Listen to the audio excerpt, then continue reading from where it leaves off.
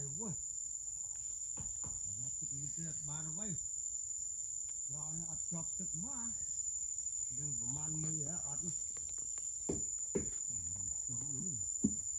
một trong là đào mà thôi mày chết quá kể nhiều ở hả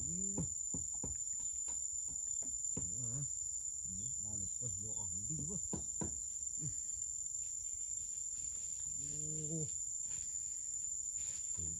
mưa mục hà màu với chăm cả là cọ đầm thóc ấy rồi na rồi ba thì một chuông ngố rồi dưới trong chuông rồi ảnh vô á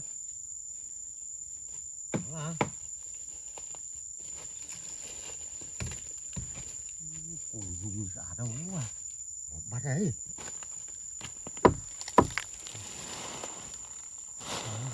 cùng chuột gì wow một thả trước đây thả trước đi nấc wow wow wow nấc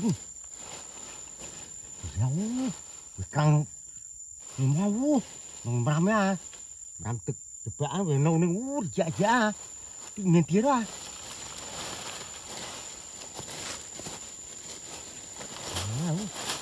này mùi tiêu luôn wow wow là piêu à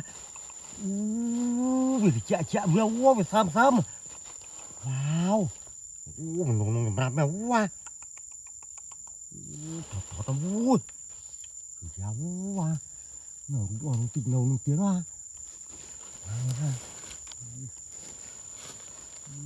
tất cả lũ mày trồng với nước món vậy đầu nhá vì mà nó làm mèo vui giáo quá wow thật này vui tổ nó rốn quá đúng à ôi chỗ à thì này khai nhá cổ ấy em nè chỗ tám trang u đi vui đau vui ôi buồn đời cha nào đó hả ôi bài khe không bài giá ôi được vào man đấy hả còn rồi khe màu vui khuyết đàn nô đàn được hoa quá và chủ quý hả đừng có khai phố hả thế nhá đi được con tổ ăn tổ vui ăn chè vui bạn chè chè như tổ bol tia vui ăn chè vui làm mà này bol tia ăn cho khang vui một dầu mà đi trại em vui tổ tu làm ram vui wow thật nào vui à nhìn này mũi lấy pi đấy vậy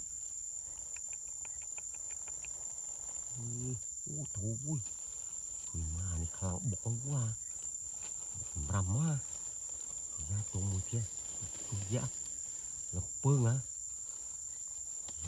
việc chạy nhá có phải tôm mùi kia ra mùi việc mùi mấy chú nhảy chỗ đây nhảy cứ mãi là phương á là phương mà to này tôm chưa khang lắm vui giờ đoạt trạc một đây với to thật là vui khang lắm vui chắc bằng thử con bàn nấu nữa con cay má ra to wow wow giọt đành nhẹ vui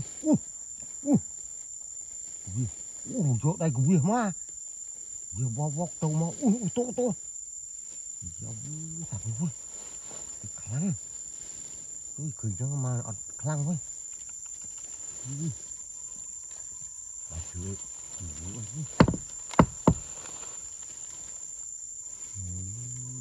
đàn nó mình tích á anh ta có rung nha anh chơi là căng nó nữa với bục qua đây khăn bục má mai là phương hả ra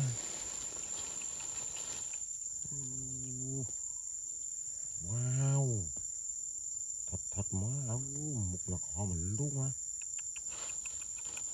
bà chán của mình má lên tủ nào má hoặc lên căng mình ấy là tủ nào biết mà dạ đã nhé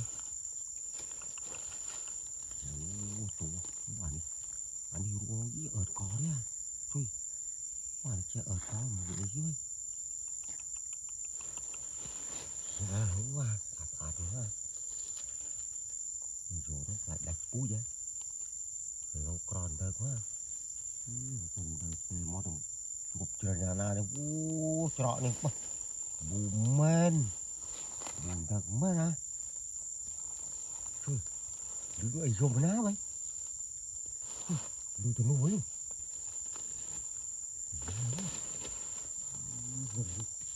Đi rôm nông gì hả? Đi rôm nông gì vậy? Ôi cô. Wow, nó vui. Đừng không gì nó vui. Thôi. Nó cái đó. Nhìn nó đỡ quá. Hai này sắp đi à. Con khoang gì nó vui.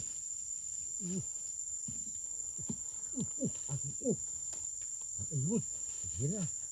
Mưa ba rung chiều với cái phố à. Tụi mình tụi mình à.